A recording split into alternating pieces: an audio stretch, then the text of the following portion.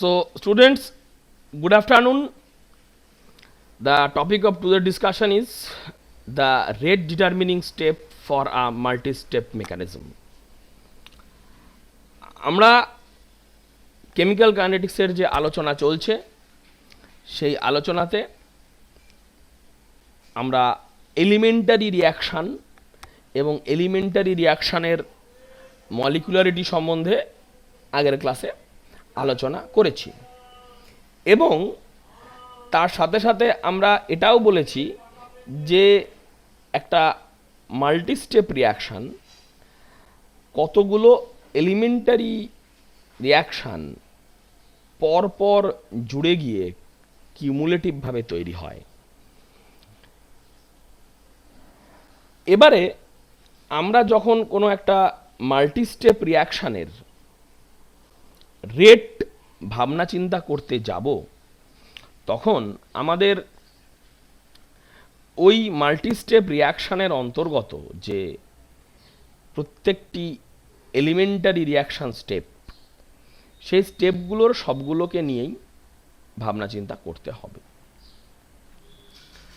এটা খুব স্বাভাবিক কথা যে আমরা যখন এলিমেন্টারি রিয়াকশানগুলোকে দেখেছি প্রত্যেকটি এলিমেন্টারি রিয়াকশানের একটা নিজস্ব রেট ল আছে, একটা নিজস্ব রেট কনস্ট্যান্ট আছে এবং অবশ্যই একটা নিজস্ব এক্সক্লুসিভ অ্যাক্টিভেশন এনার্জি দরকার লাগে প্রত্যেকটা এলিমেন্টারি স্টেপ রিয়াকশানকে ক্যারি আউট করার জন্য।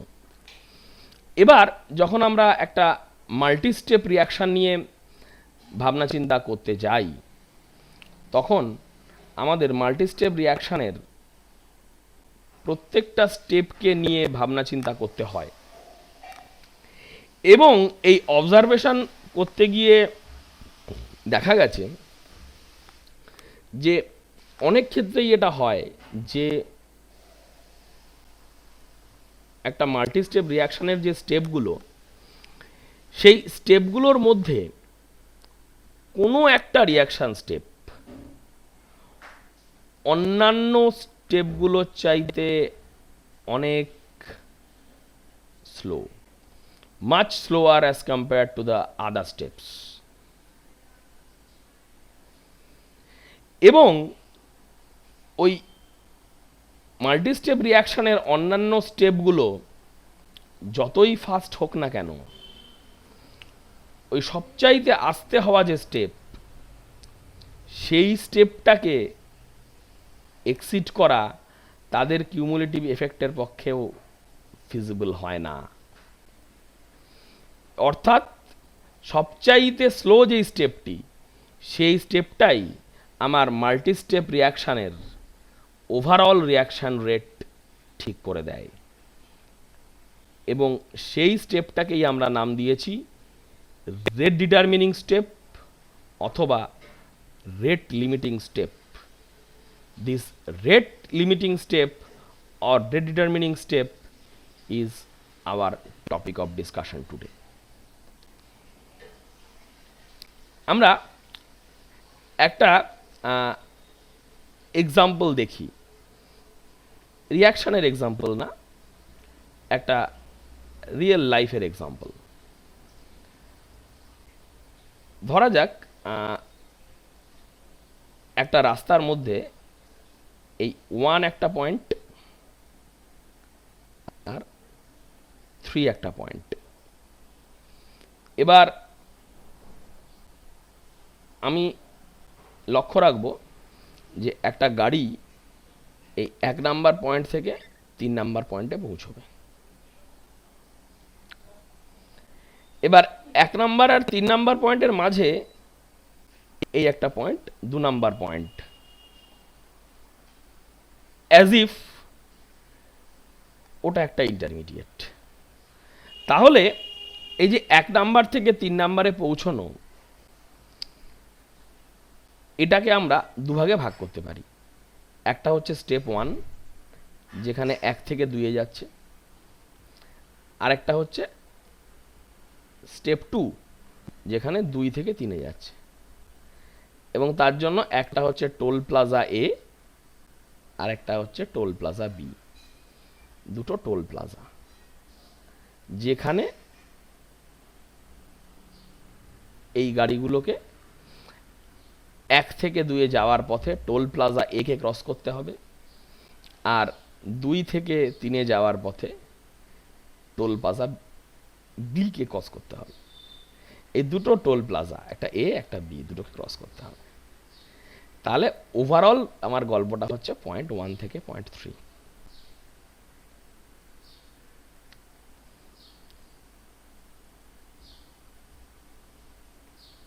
এবারে আমরা একটা দুটো ছবির মধ্যে পার্থক্যগুলো দেখার চেষ্টা করি কি ঘটছে ঘটনাটা। প্রথম ছবিতে এই toll plaza A, this is crowded, এবং এখান থেকে যাওয়ার গতিটা খুব স্লো। অনেকগুলো গাড়ি দাঁড়িয়ে থাকে, একটা দুটো করে গাড়ি এগোয়। ওয়ারাজ টোল প্লাজা বি, এটা অনেকটা ফাঁকা। এখানে দুটো গাড়ি আসে, এলে দুটো গাড়িই বেরিয়ে যেতে পারে, দাঁড়াতে হয় না, সমস্যা হয় না। এবার এই প্রথম সিনারিও, যেটা সিনারিও এ, এতে আমরা ভাবি যদি টোল প্লাজা বিতে গাড়িগুলোকে যেই রেটে পাস করানো হয়, যদি সেই রেটটা আমি আরও বাড়িয়ে দিই, যে এ টোল প্লাজা বিতে গাড়ি এলে যতক্ষণ দাঁড়াতে হচ্ছিল সেটুকুও দাঁড়াতে হবে না, আরও ফাস্ট মুভমেন্ট করা হবে, তাহলেও কিন্তু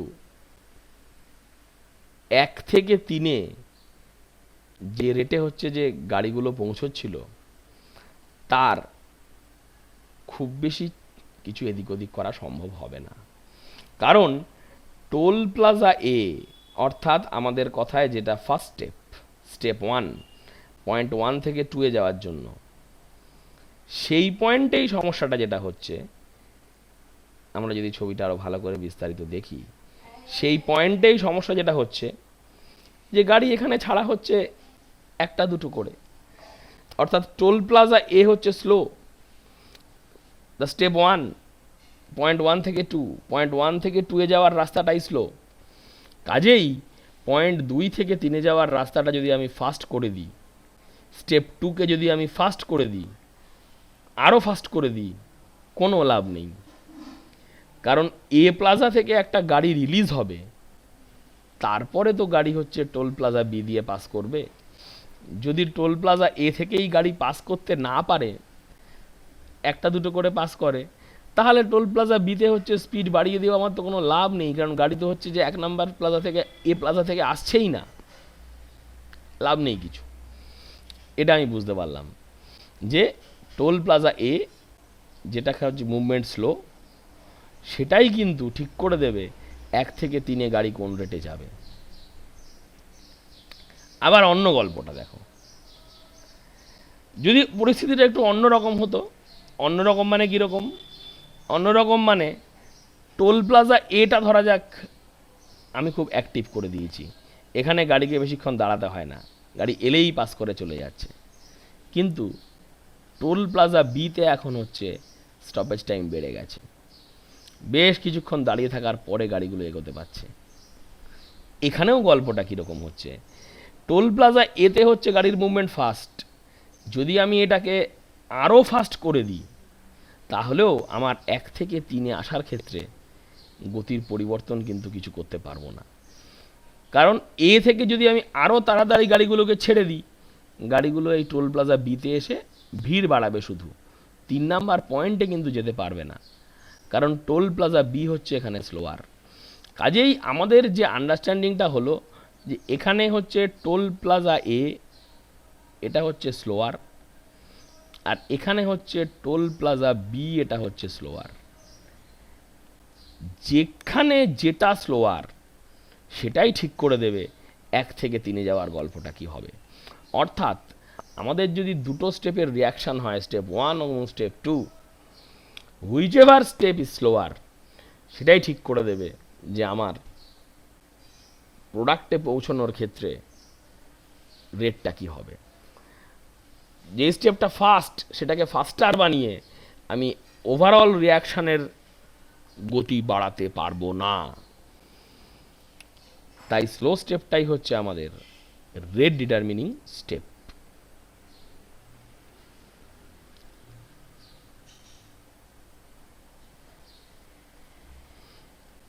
এটা এখানে আলোচনাতে গল্পটা উঠে এলো যে যদি আমরা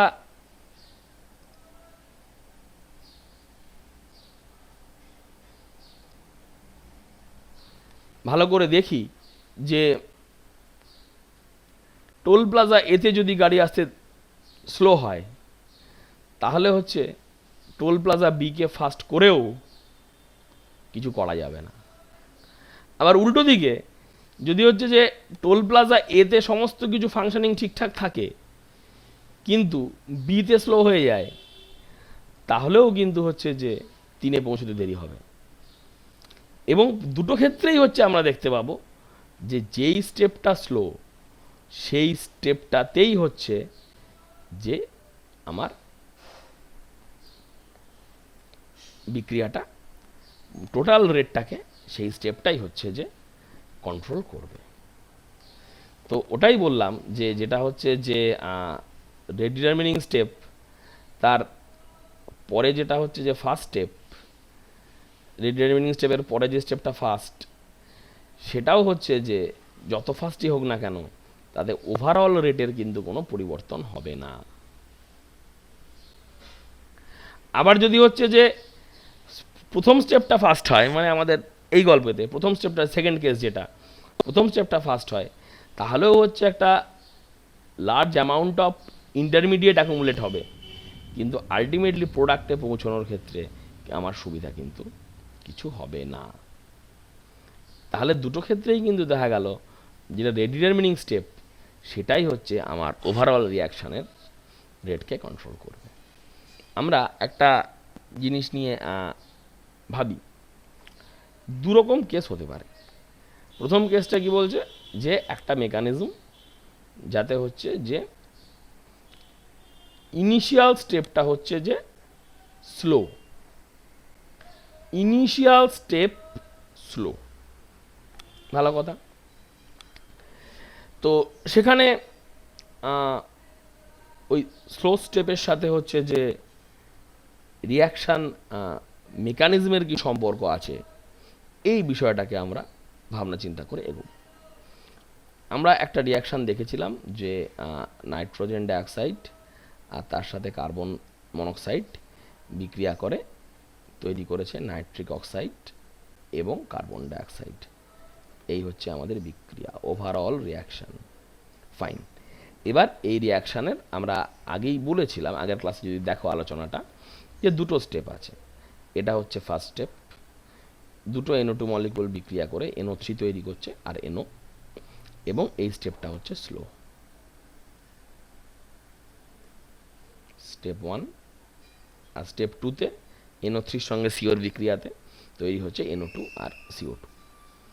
এবার দুটো বিক্রিয়ার রেট কনস্ট্যান্ট K1 আর K2। এবার স্টেপ 2 হচ্ছে মাচ ফাস্টার, অর্থাৎ K2 much greater than K1। তাহলে আমরা কি বুঝতে পারছি যে এই যে NO3 যে হচ্ছে যে আমাদের ইন্টারমিডিয়েটটা, এই NO3টা খুব আস্তে আস্তে তৈরি হচ্ছে এবং তৈরি হওয়ার সাথে সাথে কার্বন মনোক্সাইডের সঙ্গে বিক্রিয়া করে NO2 এবং CO2 তৈরি করে ফেলছে। অর্থাৎ এই আমাদের যে প্রথম স্টেপে NO3 তৈরি হওয়ার যে রেট, সেই রেটটাই হচ্ছে আমার রিয়াকশানের রেট, সেই স্টেপটাই হচ্ছে আমার রিয়াকশানের রেট। তাহলে এই যে প্রথম স্টেপটা, স্টেপ 1 স্লো আর স্টেপ 2 ফাস্ট, অর্থাৎ স্টেপ 1টাই হচ্ছে আমাদের রেট ডিটারমিনিং স্টেপ বা RDS। তাহলে টোটাল রিয়াকশানটাই বেসিক্যালি স্টেপ 1-এর ওপরেই ডিপেন্ড করছে। আর স্টেপ 1টা হচ্ছে এলিমেন্টারি রিয়াকশান, বাইমলিকুলার। তাহলে তার রেট হচ্ছে K1 into NO2 whole square. এবারে এই যে রেট লটা আমরা পেয়েছি, এই রেট লটা এক্সপেরিমেন্টালিও এস্টাবলিশ করা গেছে। যেটা লক্ষ্য রাখার বিষয়, দিস রিয়াক্ট্যান্ট CO, এইটা মাঝে মাঝে আমাদের ভাবনা চিন্তা করতে গিয়ে আমাদের আন্ডারস্ট্যান্ডিংয়ে মাঝে মাঝে একটা ভুল হয়ে যায়। ভুল হয়ে যায় হচ্ছে যে carbon monoxide, this reactant is not present in the rate law. Rate হচ্ছে K1 NO2 square. The reactant carbon monoxide is absent. অর্থাৎ কার্বন মনোক্সাইডের কনসেন্ট্রেশন বাড়ালে বা কমালে বিক্রিয়ার হারের কোনো পরিবর্তন হয় না। বাট এটা বারবার মাথায় রাখার বিষয় যে আমাদের যেন কখনো এরকম কোনো ভুল ধারণা তৈরি না হয় that the reagent carbon monoxide is not at all required for the reaction. গল্পটা কিন্তু কিছুতেই এরকম নয়। কার্বন মনোক্সাইড ছাড়াও বিক্রিয়াটা হয়ে যাবে তা নয়। NO2 দুটো মলিকুল মিশে NO3 এবং NO তৈরি করবে, এইটা হচ্ছে ফার্স্ট স্টেপ। এটা স্লো এবং এটাই রেটকে ঠিক করে দেয়। যেটা মনে রাখার বিষয়, যদি হচ্ছে কার্বন মনোক্সাইড না থাকতো তাহলে কি হতো? তাহলে দুটো NO2 বিক্রিয়া করে NO3 এবং NO তৈরি করত? উত্তর হচ্ছে না, এটা তৈরি করতো না। আমরা যদি আবার একটু পুরনো জিনিস মনে করার চেষ্টা করি, লা শ্যাটেলিয়ার প্রিন্সিপাল একটা ভাবনা চিন্তা করার জায়গা ছিল, যেটা আমরা পরের কেমিক্যাল ইকুইলিব্রিয়ামে আলোচনা করতে গিয়ে পারবো। যে NO2 দুটো মলিকুল বিক্রিয়া করে NO3 এবং NO তৈরি করছে, এই বিক্রিয়াটা সামনের দিকে খুব আস্তে, অর্থাৎ বিক্রিয়াটা পেছনের দিকে যায় তাড়াতাড়ি। তাই যদি শুধুমাত্র নাইট্রোজেন ডাইঅক্সাইড থাকে, a very small fraction, a very small percentage of nitrogen dioxide molecule will react to give you nitrogen trioxide and NO.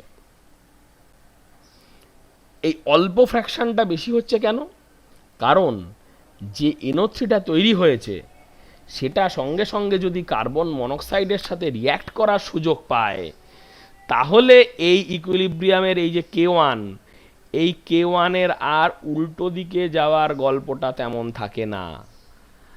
উল্টো দিকে যাওয়ার গল্পটা তেমন থাকে না, কারণ এই উল্টো দিকে যাওয়াটা বন্ধ হয়ে যায় এই কারণে যে এই NO3টা আমাদের পরের স্টেপে গিয়ে কনজিউমড হয়ে যেতে পারে। This NO3 is consumed in the next step, এবং এই consumption of NO3 in the next step, which is the first step, drives the step 1 forward. নইলে স্টেপ 1টাই সামনের দিকে এগোতো না। কাজেই বারবার বলার বিষয় যে the reactant CO is absent from the rate law, কিন্তু এর মানে কিন্তু এই নয় যে CO ছাড়া রিয়াকশানটা হবে। এমনকি এর মানে এটাও নয় যে CO না থাকলে ফার্স্ট স্টেপটা হবে। ফার্স্ট স্টেপটাও CO ছাড়া কিন্তু হবে না। কিন্তু এটা টোটাল রেট লয়ের মধ্যে ইনভলভ নয়, কারণ এটা হচ্ছে যে স্টেপটাতে রিয়্যাক্ট করে সেটা ডিটারমিনিং স্টেপের পরে আসে। এবার যেটা বলার কথা, যে আমরা একটা এক্সপেরিমেন্ট দিয়ে এই গল্পটাকে এস্টাবলিশ করতে পেরেছি বলাটা বোধহয় একটু ভুল হয়ে যাবে। We shouldn't use the term proved. আমরা প্রুভড কথাটা বলবো না। আমরা যেটা বলবো যে আমরা যে রেট লটা প্রেডিক্ট করেছি, that is consistent with experiment. অর্থাৎ এই যে মেকানিস্টিক কোর্সটা আমরা প্রেডিক্ট করলাম, এটা আমাদের রেট লয়ের যে ক্যালকুলেশন তার সাথে মিলে যাচ্ছে। কিন্তু এটা বারবার মাথায় রাখার বিষয় যে এই রকম আরও একটা অল্টারনেটিভ কিছু হচ্ছে রিয়াকশান মেকানিস্টিক কোর্সও হচ্ছে, যে চাইলে আমরা প্রপোজ করতেই পারি, যেটা হচ্ছে এক্সপেরিমেন্টাল রেট লর সাথে কনসিস্টেন্ট হবে। তো এই যে আমরা অন্যরকম কিছু করতেই পারি। তো এটা আমরা বলতে পারবো না যে এইটাই হয়েছে। তবে কি, তবে এটা বোঝার কথা যে যদি হচ্ছে যে রেড লয়ের সঙ্গে না মেলে, ডিসঅ্যাগ্রি করে যদি, তাহলে মেকানিজমটা কারেক্ট হতে পারে না। মানে আমি যেটা পরিষ্কার কথা বলতে চাইছি যে ডিসঅ্যাগ্রি অ্যাগ্রি করলে মানে যে আমাদের এটা ঠিক হয়েছে তা গ্যারান্টি দিয়ে বলা যায় না। কিন্তু যদি হচ্ছে যে আমাদের মেকানিজম হচ্ছে রেড লর সাথে অ্যাগ্রি না করে, তাহলে এটা আমরা গ্যারান্টি দিয়ে বলতে পারি যে আমাদের যে রেড ল সম্বন্ধে যে আমরা মেকানিস্টিক কোর্স নিয়ে যে ভাবনা চিন্তা করেছি, সেই ভাবনা চিন্তাটা ভুল হয়েছে। এবারে আমরা যে এই বিষয়টা একটু দেখে রাখি এখানে, এটা পরবর্তীকালে আসবে। এই K1টা হচ্ছে স্টেপ 1-এর রেট কনস্ট্যান্ট, K2 হচ্ছে স্টেপ 2-র রেট কনস্ট্যান্ট। এই অবধি হলো। আরেকটা হচ্ছে যদি কোথাও K-1 লেখা থাকে, বুঝতে হবে এটা ফার্স্ট স্টেপের ব্যাকওয়ার্ড, মানে এই যেটা আমি এই স্টেপটা যেটা বলেছি, ফার্স্ট স্টেপের যে ব্যাকওয়ার্ড, সেই ফার্স্ট স্টেপ ব্যাকওয়ার্ডের তাহলে রেট কনস্ট্যান্ট হচ্ছে K-1 এবং K-2। এবং অফকোর্স আমরা যদি হচ্ছে বিস্তারিত আলোচনাতে এগোতে শুরু করি, আমরা এটা দেখতেই পাবো যে K1 এবং K2-র মধ্যে আমরা একটা তুলনা করেছি, ভালো কথা। কিন্তু দিনের শেষে আমাদের এটাও মাথায় রাখতে হবে যে আমরা বোধহয় K2 এবং K-1-এরও একটা তুলনা করার জায়গায় আসব।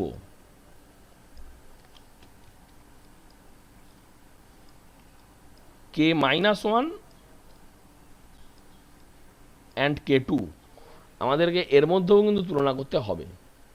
কেন বলছি তুলনা করতে হবে? কারণ এটা খুব একটা পরিষ্কার কথা যে K1 হচ্ছে আমাদের ফার্স্ট স্টেপ, ফার্স্ট স্টেপে হচ্ছে NO3 তৈরি হয়েছে, NO তৈরি হয়েছে।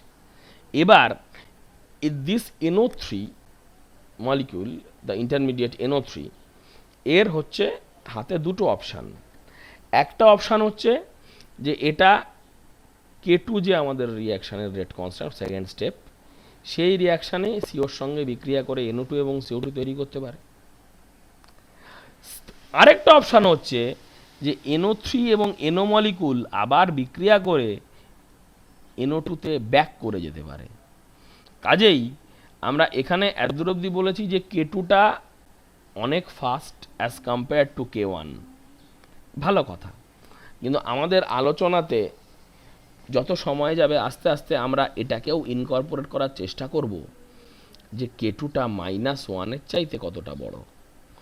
অর্থাৎ ফার্স্ট স্টেপের তৈরি হওয়া ইন্টারমিডিয়েট আলটিমেটলি প্রোডাক্টে যাবে নাকি ব্যাকওয়ার্ড রিয়াকশানে আবার হচ্ছে যে আমার রিয়াক্ট্যান্ট মলিকুলেই ফিরে যাবে, এই বিষয়টা কিন্তু আমাদের আন্ডারস্ট্যান্ডিংয়ে স্পষ্টভাবে থাকার প্রয়োজন রয়েছে।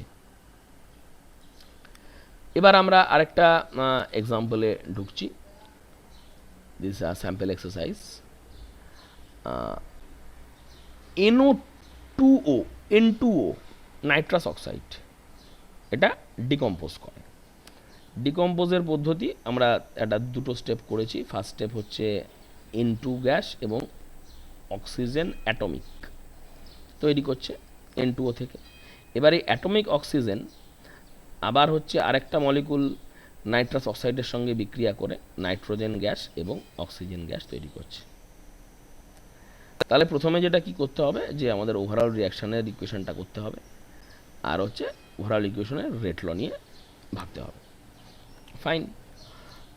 তো একটা মাল্টি স্টেপ যখন রিয়াকশান দেওয়া আছে, তো তখন আমাদের কাজটা খুব সোজা। একদম প্রথমে যদি হচ্ছে ওভারঅল রিয়াকশান বার করতে হয়, কিছুই না, simply adding the elementary steps add করে দিয়েছি। আমাদের যে দুটো স্টেপ ছিল এখানে, এই দুটো স্টেপকে আমরা অ্যাড করে দিয়েছি। তাহলে কি পেয়েছি? 2N2O O2, 2N2 O2 এবং O, এইগুলো কাটা যাবে। বাঁ দিকেও আছে, ডান দিকেও আছে। এটা আমাদের মানে এটা কঠিন কিচ্ছু না, সেই ছোটোবেলার রিয়াকশান। x + y = যদি হচ্ছে যে y + z হয়, তাহলে আমরা বলতে পারি যে এক্স ইকুয়ালস টু জেড, এই হিসাবটা যখন এক্স আর জেড হচ্ছে নন জিরো। তো আমরা এই আইডিয়া থেকে কাজে লাগিয়ে আমরা এখানে দুদিকের অ্যাটমিক অক্সিজেনকে কেটে দিতে হবে। এবং দিনের শেষে মাথায় রাখো, যেখানে কোনো একটা রিয়াকশানে, যে কোনো রিয়াকশান, ইনঅর্গানিক বা organic, any kind of reaction, যখনই আমরা দেখব যে আমরা কোথাও একটা ইন্টারমিডিয়েট খুঁজে পেয়েছি, সেই ইন্টারমিডিয়েটটাকে আমরা কেটে দেওয়ার চেষ্টা করব, মানে করতে হবে রাদার, ডান দিক বাঁ দিক করে।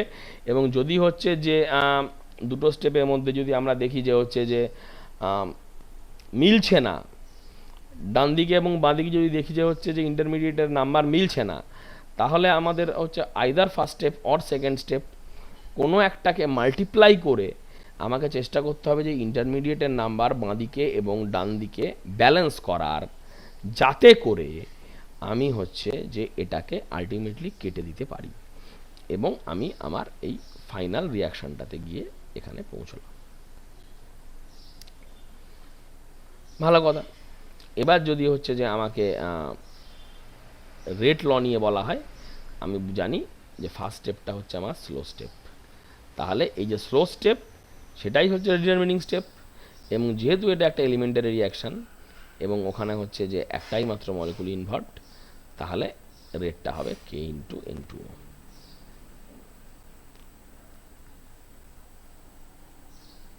এবারে প্র্যাকটিস প্রবলেম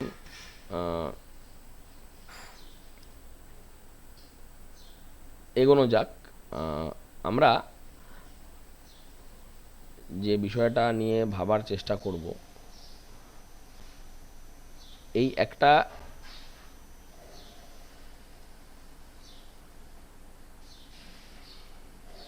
ফাইন,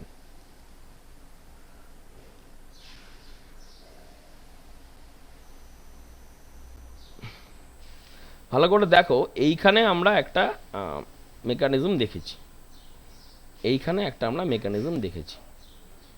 যদি আমরা এখানে আসি ঘুরে ফিরে, ভালো করে দেখে নেওয়া যাক কি হয়েছে। যে ফার্স্ট স্টেপে NO2 এবং NO2, দুটো NO2 মলিকুল রিয়্যাক্ট করে NO3 এবং NO তৈরি করেছে। সেকেন্ড স্টেপে NO3 এবং CO রিয়্যাক্ট করে NO2 এবং CO2 তৈরি করেছে। এবং this is the overall reaction. NO2 plus CO থেকে NO প্লাস CO2 পাওয়া গেছে।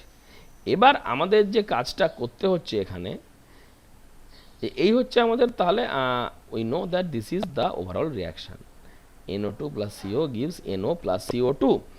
এবারে আমরা যেটা করেছি এখানে একটা অন্য রকম, ওই যে বললাম যে একটা অন্য রকম হচ্ছে যে রিয়াকশান হচ্ছে যে এখানে প্রপোজ করা হয়েছে, অন্য রকম একটা মেকানিজম প্রপোজ করা হয়েছে।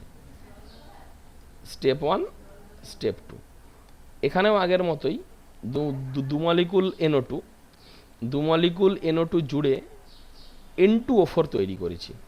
আগের স্টেপের সঙ্গে তাহলে পার্থক্যটা বোঝা যাচ্ছে যে আগের স্টেপ যেটা ছিল, আমরা তৈরি করেছিলাম NO3 আর NO তৈরি করেছিলাম। এই নতুনটা অন্যরকম মেকানিজম করেছি, N2O4 করেছি। ফাইন। এবার পরের স্টেপে হচ্ছে N2O4 এর সঙ্গে সিওর বিক্রিয়াতে কি তৈরি হয়েছে? বিক্রিয়াতে তৈরি হয়েছে NO, CO2 এবং NO2। এই হচ্ছে আমার বিক্রিয়া, এটা তৈরি হয়ে গেছে। তো এই দুটো রিয়াকশানের মধ্যে এই যে দুটো মেকানিজম এটা যে করা হলো, তো এদের মধ্যে পার্থক্য করব, এদের মধ্যে পার্থক্য করতে হবে কিভাবে। মানে যদি কেউ হচ্ছে যে আমাকে এইরকম একটা মেকানিস্টিক কোর্স হচ্ছে যে প্রপোজ করে, তাহলে হচ্ছে যে সেই মেকানিস্টিক কোর্সটা ঠিক না ভুল আমরা বলবো কিভাবে। এটা হচ্ছে যে 4 রকম উত্তর দেওয়া আছে আর কি। তো একটা আমাদের আইডিয়া খুব পরিষ্কার, যেটা হচ্ছে যে ওই different initial concentration of NO2 দিয়ে ট্রায়াল দিয়ে কোনো লাভ হবে না। কেন লাভ হবে না? কারণ হচ্ছে যে ওটা তো ফার্স্ট, মানে ডিফারেন্ট ট্রায়াল দিয়ে কোনো লাভ নেই, কারণ ওখানে তো দুটো NO2ই লাগছে, আগেরটাতেও লাগছিল, এটাতেও লাগছিল। কাজেই ওটা দিয়ে হচ্ছে যে আমি হচ্ছে যে খুব বেশি কিছু বলতে পারবো না।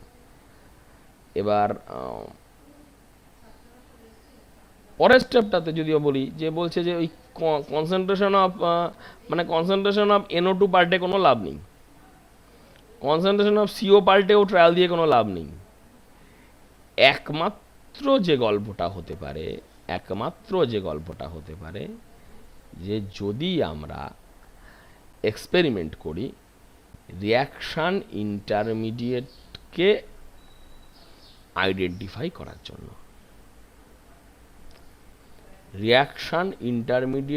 আইডেন্টিফাই করার জন্য, যদি আমরা রিয়াকশান করি, that could be one option. এরপরে আরেকটা রিয়াকশান দেওয়া আছে যেটাতে ওজনের সঙ্গে NO2 রিয়াকশান, N2O5 তৈরি হয়েছে আর O2 তৈরি হয়েছে, ভালো কথা। তো দুটো স্টেপে রিয়াকশানটা হয় বলেছে। একটা হচ্ছে ফার্স্টে O3 plus NO2 gives NO3 and O2, পরের স্টেপে NO3 plus NO2 gives N2O5। ঠিক আছে, তাহলে এই NO3টা হচ্ছে আমার দুদিকেই আছে, ডান দিকেও আছে বাঁ দিকেও আছে। এইটা হচ্ছে যে আলটিমেটলি কেটে বাদ যাবে, বাকিটা পড়ে থাকবে। এবার বলেছে যে এক্সপেরিমেন্টাল রেট ল হচ্ছে এইটা, অর্থাৎ এই ফার্স্ট স্টেপটার যা রেট ল এলিমেন্টারি রিয়াকশনের, পরের স্টেপের রেট লও কিন্তু ওটাই। অর্থাৎ আমরা বুঝতে পারলাম এই যে রিলেটিভ রেটস, তাহলে রিলেটিভ রেট যেটা পাওয়া গেল যে K1টা হচ্ছে স্লো, অর্থাৎ এখানেও গল্পটা একই, K2 যেটা পেয়েছি K2 much greater than K1, কারণ K1টাই হচ্ছে রেট ডিটারমিনিং স্টেপ। এইটা আমরা কিন্তু এখানে বুঝতে পারলাম। এটা তো হচ্ছে যে আমরা মোটামুটি এই গোটা আলোচনাটাতেই আমরা যেখানে হচ্ছে যে ছিলাম, এই গোটা আলোচনাটাতেই আমরা যেখানে ছিলাম হচ্ছে যে যখন হচ্ছে যে আমার ফার্স্ট স্টেপটা হচ্ছে স্লো, উল্টো রকম গল্প কিন্তু আসতেই পারে, এবং উল্টো রকম গল্প এলে আমাদের কাজ সহজ হবে না কঠিন হবে, এটা নিয়ে আমাদের কিন্তু ভাবনা চিন্তা করার দরকার আছে।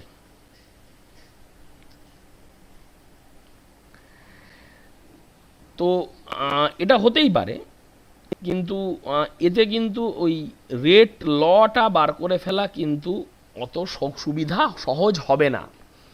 কেন সহজ হবে না বলছি দেখো, কারণ যখন আমার প্রথম স্টেপটা স্লো ছিল তখন আমার যে লিস্ট অফ রিয়াক্ট্যান্টস তার মধ্যে প্রথম স্টেপে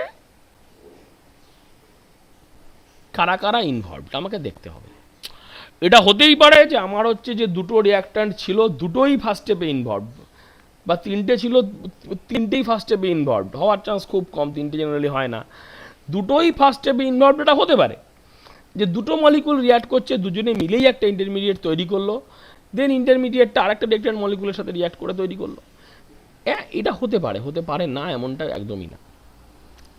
কিন্তু আমরা যখন সেই ইনিশিয়াল স্লো স্টেপের রেট ল নিচ্ছিলাম, যেহেতু ইনিশিয়াল স্লো স্টেপটাতে অনলি রিয়াক্ট্যান্টস আর ইনভলভড, সেক্ষেত্রে আমাদের কাজটা সহজ ছিল, কারণ ইনিশিয়াল রেট লর যা হচ্ছে ইনিশিয়াল স্লো স্টেপের যা রেট ল, সেই রেট লতে অনলি রিয়াক্ট্যান্টস আর প্রেজেন্ট, এবং তারা যে রেট লটাকে ইন্ডিকেট করছিল প্রথম স্টেপের জন্য, স্লো স্টেপের জন্য, আলটিমেটলি সেটাকেই আমি গোটা রিয়াকশানের রেট বলে বলে দিচ্ছিলাম। কারণ পরের স্টেপ ফার্স্ট, সেটাকে আরও ফাস্ট করে আমার কিছু হচ্ছে যে রিয়াকশানের সুবিধা করা যাবে না, রিয়াকশান কিছু এগোবে না। এই অবধি আমাদের আন্ডারস্ট্যান্ডিংটা ছিল।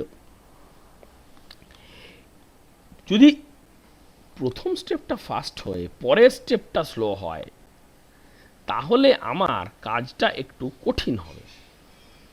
কেন কঠিন হবে? কারণ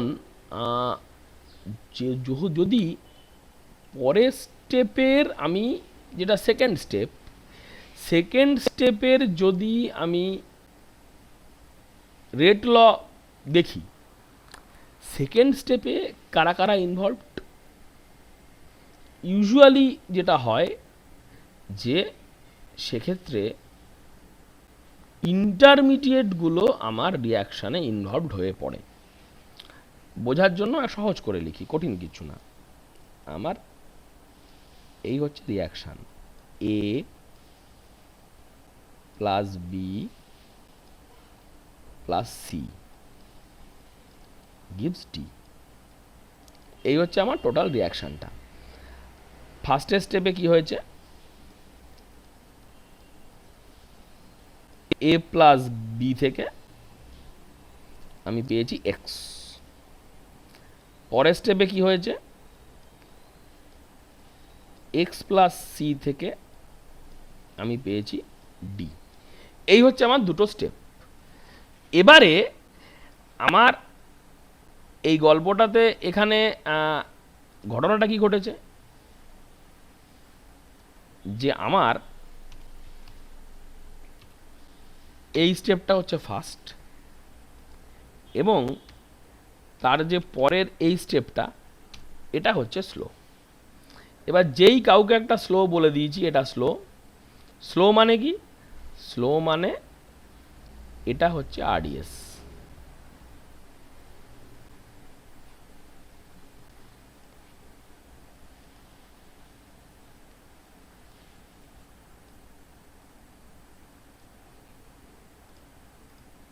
এটা হচ্ছে আরডিএস। তা এবার এটা যদি আরডিএস হয়, তাহলে আরডিএস এর আমাকে রেট লিখতে হবে। রেট কি হবে, আমরা জানি যে যেহেতু সেকেন্ড স্টেপ, আমরা সেকেন্ড স্টেপের রেট কনস্ট্যান্টকে K2 বলি।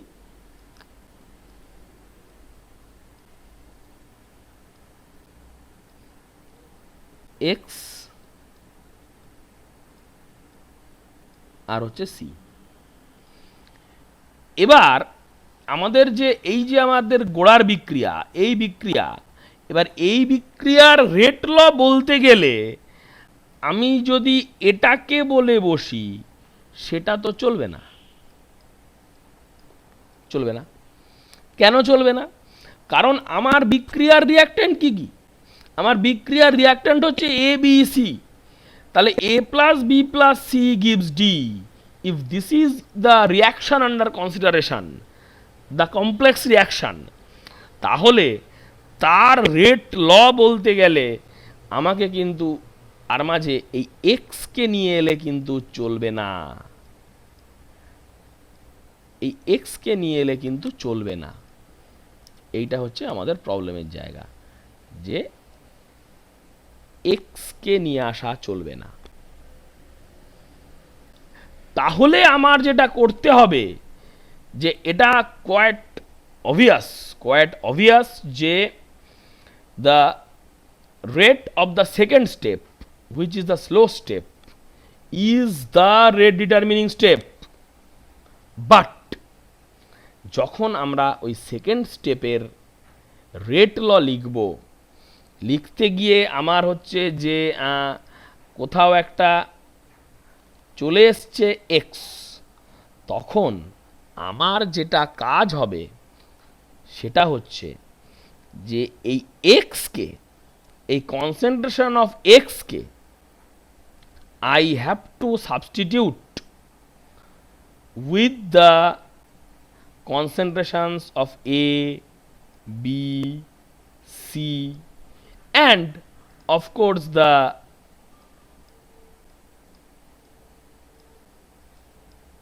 this one K1,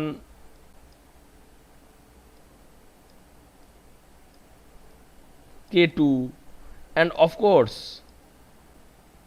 there will be this one, যেটা আমরা বললাম না, আগেই বললাম, ভাবতে হবে, এটাকেও দরকার পড়বে। কাজেই আমাদের কাজটা নিঃসন্দেহে আগের চাইতে একটু কঠিন জটিল হয়েছে।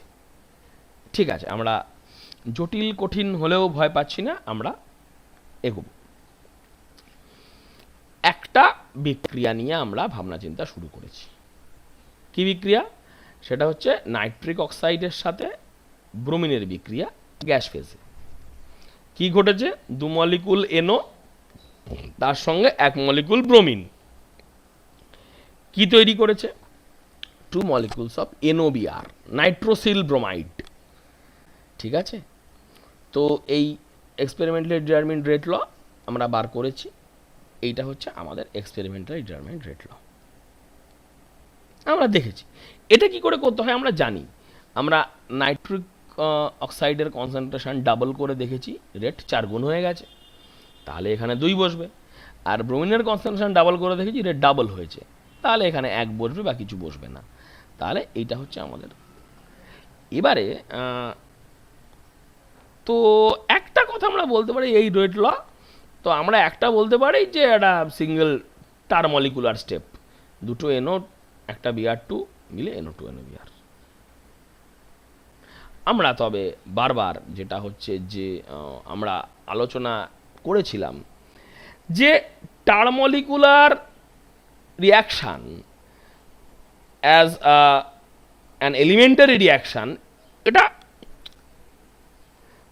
we would not say impossible, but we would say not most likely to take place।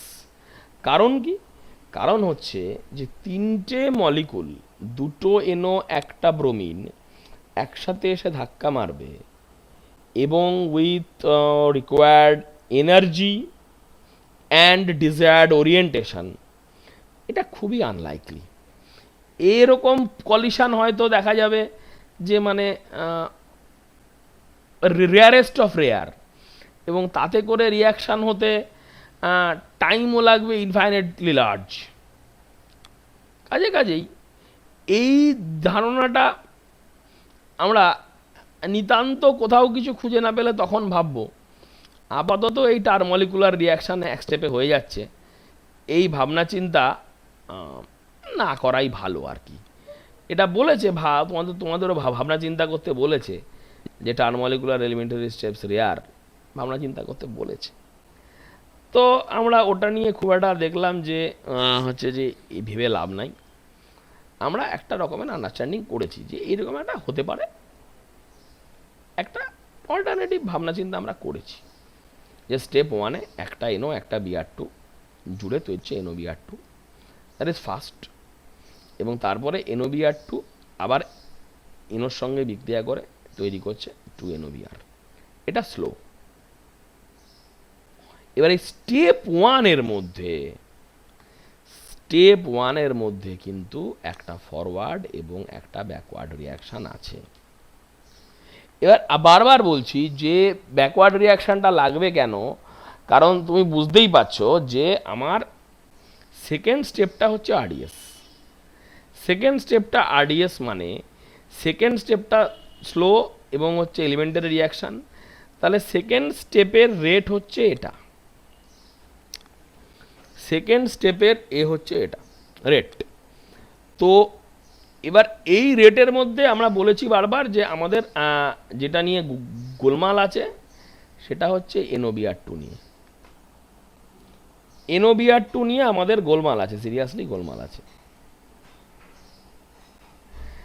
কারণ NOBr2-র কনসেন্ট্রেশন তো বলে দিলে তো আমরা তো বলবো কী করে, কারণ এটা তো হচ্ছে একদম গোড়ায় তো ছিল না, কাজে এটা তো দেওয়া হয়নি, কাজে রেট বলবো কী করে। কাজেই এই NOBr2টা হচ্ছে কিন্তু প্রথম স্টেপে তৈরি হওয়া একটা ইন্টারমিডিয়েট।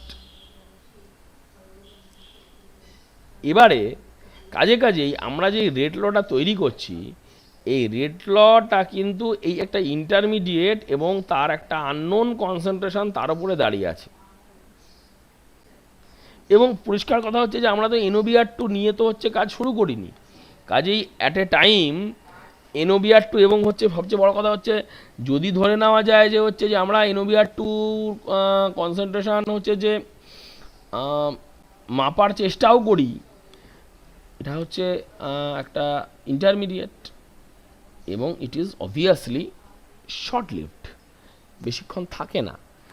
তো এবার এই রকম একটা আনস্টেবল স্পিসিসের কনসেন্ট্রেশনের উপর দাঁড়িয়ে আমি হচ্ছে যে আমার গোটা বিক্রিয়ার রেটকে হচ্ছে এক্সপ্রেস করব, এটা ভালো কথা নয়। তো আমাদেরকে যেটা চেষ্টা করতে হবে, আমাদেরকে চেষ্টা করতে হবে যে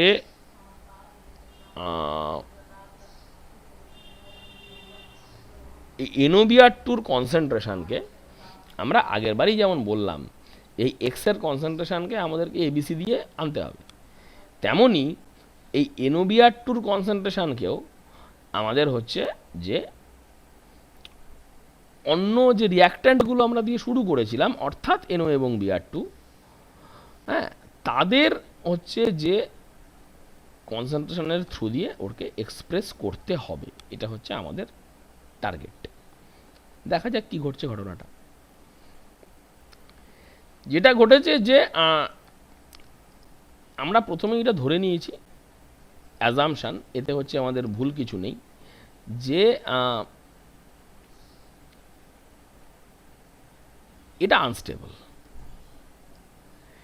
এবং এটা যথেষ্ট পরিমাণে আমাদের রিয়াকশন মিডিয়ামে এটা থাকবে না। এর মধ্যেও একটা গোলমাল আছে, গোলমাল আছে মানে যেহেতু হচ্ছে যে ওটা প্রথম স্টেপে তৈরি হয়েছে এবং we know that the first step is fast, প্রথম স্টেপটা ফাস্ট স্পিডি, কাজেই এটা তো তৈরি প্রথমে বেশি বেশি করেই হবে, তারপরে তো আস্তে আস্তে ভাঙবে, এদিক ওদিক করা যায় কি। বলছি যে পরের স্টেপটা তো স্লো, পরের স্টেপটা তো স্লো, এটা আমরা জানি যে এই যে সেকেন্ড স্টেপ যেটা NOBR2 সঙ্গে NOর বিক্রিয়া, এটা তো স্লো আমরা জানি।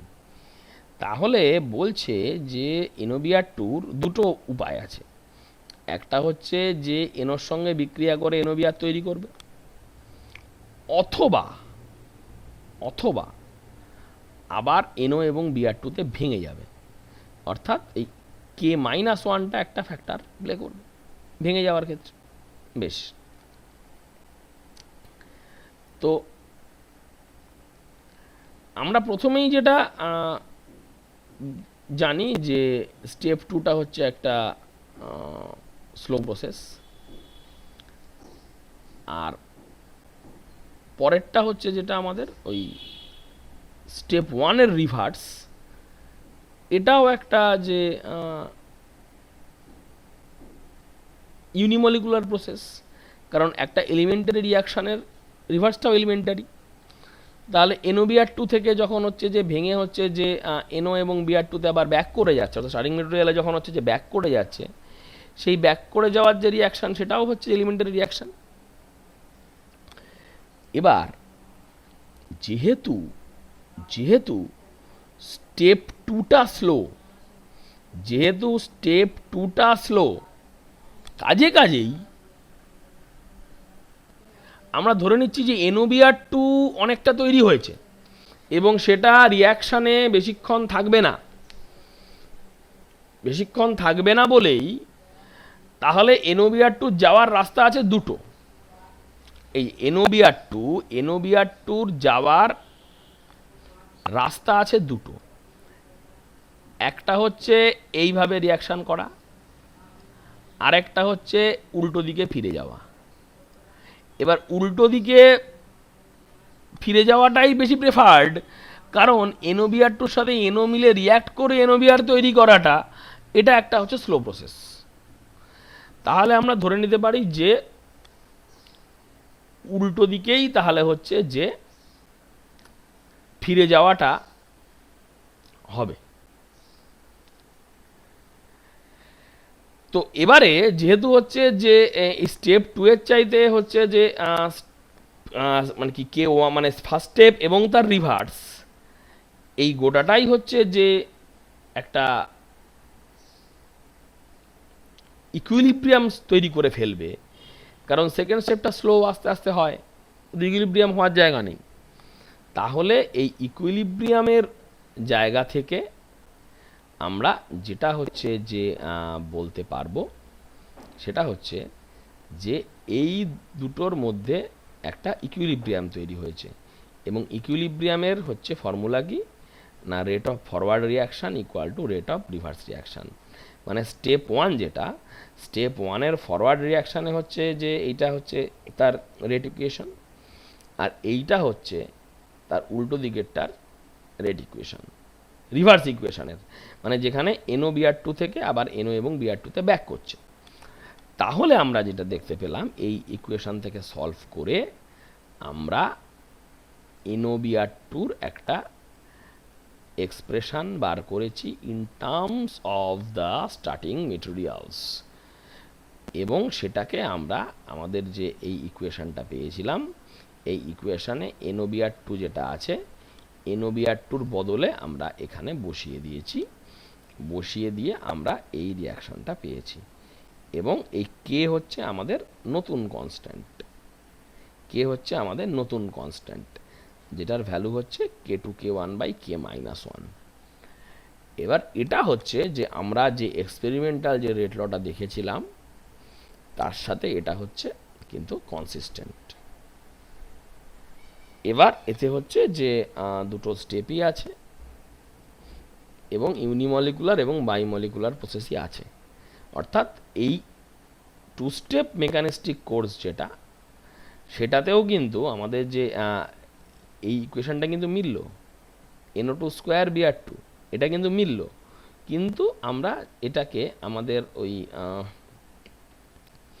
এই যে একটা টার্মলিকুলার রিয়াকশান মেকানিজম, টার্মলিকুলার, এই টার্মলিকুলার রিয়াকশান মেকানিজমের সাথে যদি কম্পেয়ার করা যায়, আমরা এটা নিশ্চয়ই বুঝতে পারবো যে এই টার্মলিকুলার রিয়াকশানটা যতটা প্রবেবল, তার চাইতে আমার হচ্ছে যে এই যে টু স্টেপ রিয়াকশান প্রোটোকল, এইটা হচ্ছে যে অনেক বেশি ফিজিবল। তো এইটা আমাদের মাথায় রাখতে হবে যে যখনই হচ্ছে যে ফার্স্ট স্টেপটা একটা স্লো স্টেপের আগে বসে যাবে, অর্থাৎ রেট ডিটারমিনিং স্টেপটা পরে আছে, প্রথমে একটা ফার্স্ট স্টেপ আছে, আমরা একটা ধরে নেব যে প্রথম স্টেপে একটা ইকুইলিব্রিয়াম এস্টাবলিশড হয়েছে, প্রথম স্টেপে একটা ইকুইলিব্রিয়াম এস্টাবলিশড হয়েছে, এইটা ধরে নিয়ে আমরা এগোব। এবার দেখো আমাদের যে বিক্রিয়াটা আমরা যে এতক্ষণ ধরে যে একটা মেকানিস্টিক কোর্স নিয়ে আলোচনা করলাম, আমাদের রিয়াকশানটা কি ছিল, two NO plus BR two gives two NO BR. এবারে এই স্যাম্পল এক্সারসাইজে যেটা বলেছে যে একটা অল্টারনেটিভ মেকানিজম ওরা প্রপোজ করে দিয়েছে। কীরকম সেটা, স্টেপ ওয়ানটাকে এরকম করেছে, দুটো এনও জুড়ে দিয়েছে, এনও প্লাস এনও হয়ে পেয়ে গেছে এন টু ও টু। এবার এন টু ও টুর সঙ্গে বিআর টুর বিক্রিয়া তৈরি হয়েছে টু এনও বিআর। তো এতে তো একই গল্প, প্রথমটা ফার্স্ট ইকুইলিব্রিয়াম, পরেরটা স্লো, এইটা হয়েছে। তো এইটা নিয়েও যদি আমরা কাজ করতে বসি, আমাদের গল্পটা কিন্তু একই দাঁড়াবে, শুধুমাত্র যেটা পার্থক্যের জায়গা হবে হচ্ছে, যেটা পার্থক্যের জায়গা যেটুকু হবে হচ্ছে যে আমরা ওইখানে আমাদের ছিল হচ্ছে এনও বিআর টু, এবার এখানে এই এনও বিআর টুর বদলে আমরা এন টু ও টুকে পেয়েছি। তাহলে এখানেও দেখা যাচ্ছে কি সেকেন্ড স্টেপটা হচ্ছে আরডিএস,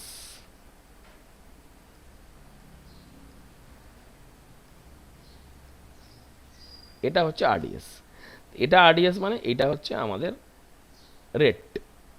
এবার আমরা আগের মতোই এন টু ও টু ধরে নেব যে এটা যেহেতু হচ্ছে হাইলি আনস্টেবল, কাজেই এটা প্রথম যে স্টেপটা ফার্স্ট স্টেপ, K1NO2 তার সঙ্গে ইকুইলিব্রিয়ামে চলে গেছে দুদিকে, এবং তাতে করে আমরা N2O2 একটা পেয়েছি, এরকম একটা ফর্মুলা পেয়েছি। এবার সেটাকে এখানে রেট ইকুয়েশনে বসিয়ে দিয়ে আমরা ওটা পেলাম। অর্থাৎ এখানে যেটাকে কে বলছি, কেটা হচ্ছে K2 ইন্টু K1/K-1। অবাক হয়ে দেখব এখানেও গল্পটা তাই ছিল, K2 K1 divided by K-1। অর্থাৎ আমরা যে একটা অন্যরকম কিছু হচ্ছে যে করলাম দেখলাম, সেটাতেও কিন্তু হচ্ছে আমার রেট ল কিন্তু মিলে গেল। মানে দিনের শেষে বারবার আমি বুঝতে পারছি যে রেট ল, আমি একটা মেকানিস্টিক কোর্স প্রপোজ করব, এবং সেই মেকানিস্টিক কোর্সটা হচ্ছে যে রেট লয়ের সাথে মিলে যাবে। এবার এই মিলিয়ে দেওয়ার জন্য যেহেতু আমি মেকানিস্টিক কোর্স প্রপোজ করছি, এবং the entire proposal is on pen and paper, আমি মিলিয়ে দিচ্ছি, কাজেই এই প্রপোজালগুলোর মধ্যে এবার কোনটা ঠিক কোনটা ভুল এ নিয়ে হচ্ছে যে সংশয় তৈরি হবার অবকাশ আছেই। কাজেই আমি বারবার বললাম যে কখনোই যদি কোনো একটা মেকানিস্টিক কোর্স আমরা প্রপোজ করি, যে মেকানিস্টিক কোর্সটা হচ্ছে যে আমার যে হচ্ছে যে রেট ল তার সাথে মিলে যাচ্ছে, তাহলেই সেই মেকানিজমটা হচ্ছে যে সঠিক মেকানিজম, এইরকম দাবি করার মতো জায়গাতে কিন্তু আমরা নেই। তবে যেই মেকানিস্টিক কোর্সগুলো রেট লর সাথে মিলছে, সেগুলোর মধ্যে থেকেই কোনো একটা আমাদের সঠিক মেকানিজম। রেট লর সাথে না মিললে সেই মেকানিস্টিক কোর্স নিয়ে আমাদের ভাবারই দরকার নেই। তাহলে আমরা যেটা বলতে পারি যে the correspondence between rate law and reaction mechanism, এটা একটা স্ক্রিনিংয়ের কাজ করতে পারে, যখন between many probable reaction mechanisms আমরা কোনগুলোকে শেষ পর্যন্ত ভাবনা চিন্তা করার জন্য বেছে নেব, সেই বিষয়টা হচ্ছে যে ঠিক করছি। এগুলো দুটো প্র্যাকটিস প্রবলেম, করার চেষ্টা করো from available text books.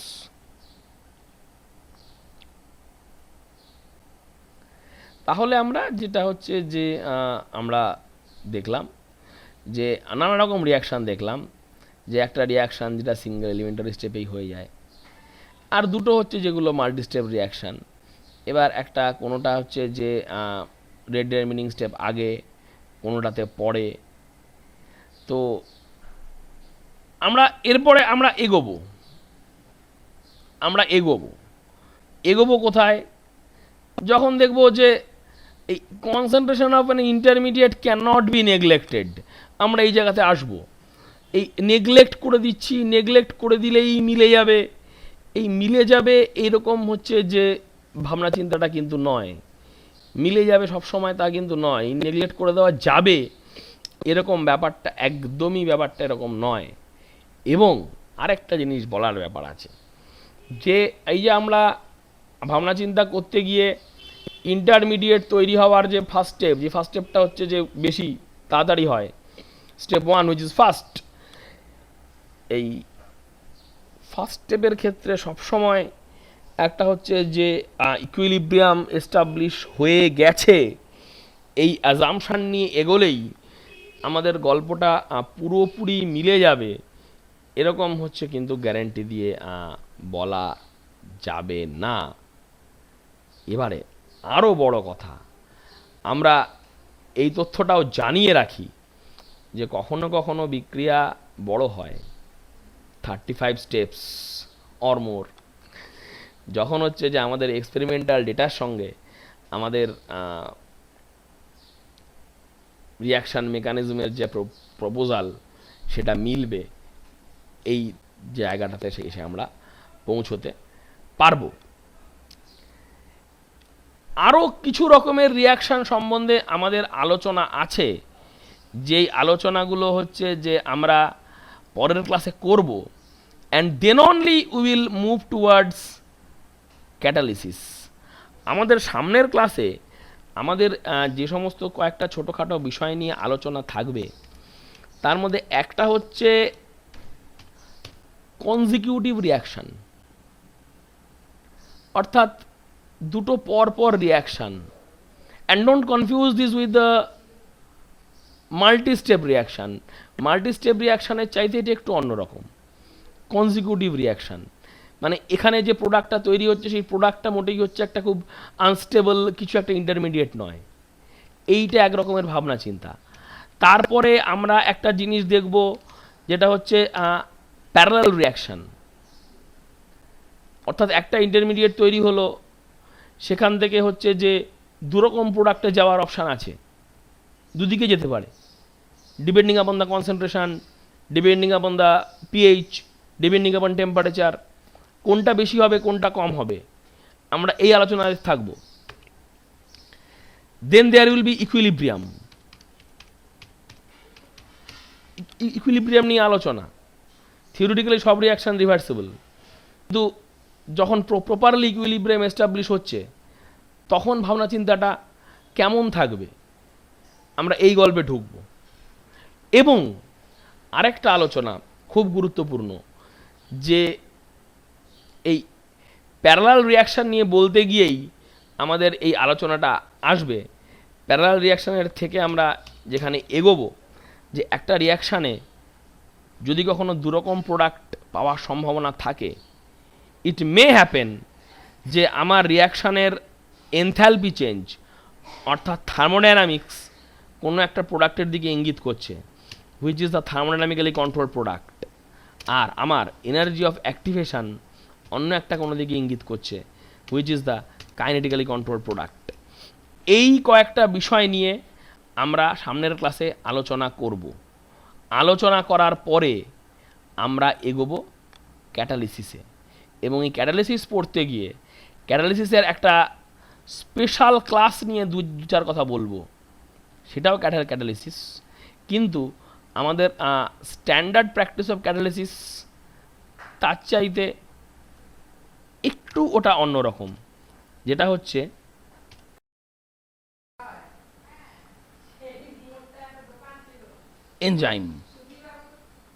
Enzyme নিয়ে আলোচনা। ক্যাটালিসিসের আলোচনা করতে গিয়েও আমরা এনজাইমের মধ্যেও যেটুকু আমাদের স্কোপের মধ্যে থাকবে সেই চর্চাটুকু করব। আজকের পর্যন্ত এই পর্যন্তই। ভালো থাকো, ঘরে থাকো। Thank you very much.